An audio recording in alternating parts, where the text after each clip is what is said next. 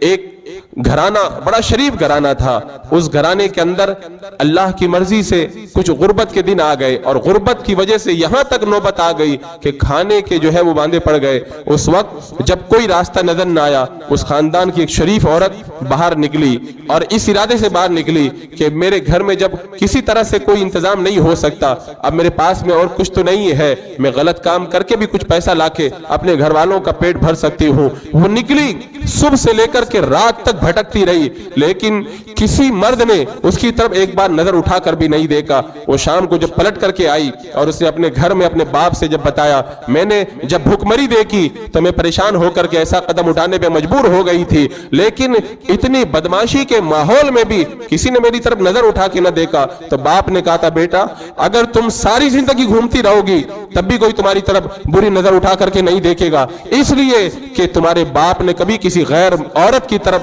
بری نظر نہیں اٹھائی ہے۔ جب تمہارا باپ نیک ہے تو پھر اللہ تبارک و تعالیٰ اس باپ کی بچیوں کی حفاظت غیب سے فرمائے گا۔ آج ہماری نگاہیں آوارہ ہیں، ہم خود گناہوں میں پھنسے ہوئے ہیں، اور اس کے بعد میں کہتے ہیں